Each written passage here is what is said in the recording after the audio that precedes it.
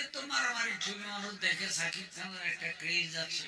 Outdoor ভাষাটা হইলে আমরা ধরতে পারলাম যে অমুক জায়গায় শুটিং করছে, অমুক জায়গায়। ইনডোর বেস্ট ছবি, সোশ্যাল মুভির সমালোচনা আর অ্যাকশন ছবির সমালোচনা তো এক না। কিছু গেট আপ রোল দিয়েছে, চেহারা কাটা, এই কাটা সেই কাটা। ছবির গল্প না ভালো না হলে একদিন দেখবে, দুদিন দেখবে, তারপর চলে যাবে।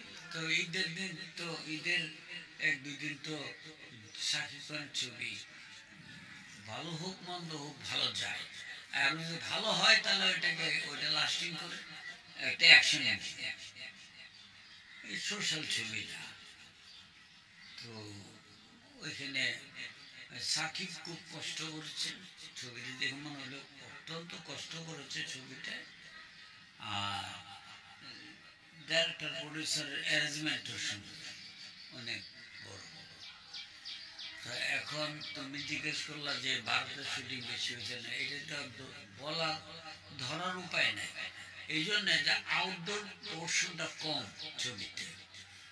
আউটডোর ভাষাটা হইলে আমরা ধরতে পারলাম যে অমুক জায়গায় শুটিং করছে, অমুক জায়গায়। ইনডোর বেস্ট ছবি, মানে বড় বড় hall room, light fight, decoration, এগুলো।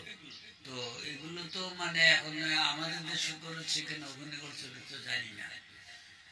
তো যৌথ প্রোডাকশনের ইয়ে তো হইল গিয়া যে নিয়মটা, ওখানে অর্ধেক করবে, এখানে অর্ধেক করবে। এখন ওখানে ক্যামেরাম্যান, আমরা জিজ্ঞেস করলাম যে ক্যামেরাম্যান দুইটি সেরে আসছে, টাইটেলটা ওইভাবে আসে না, এই জন্য পড়তে হয় ছোট ছোট লেখা। তো সবখানে আছে। আমাদের দেশের শুটিং প্রডিউসার যে মহিলা, উনি বললেন যে সমান সমানে কাজ করেছে। সোশ্যাল মুভির সমালোচনা আর অ্যাকশন ছবির সমালোচনা তো এক না, দুটো দু স্টাইল। সোশ্যাল ছবিতে একরকম, অ্যাকশন ছবি যা হয় সচরাচর ওর বাইরে হয় না, ঠিকই আছে। কিছু গেট আপ রোল দিয়েছে, চেহারা কাটা, এই কাটা সেই কাটা, লাস্ট তার মানে এটা তো গল্প তো বলা যাবে না, মানুষ দেখবে ছবি, সে প্রমাণ করার কি?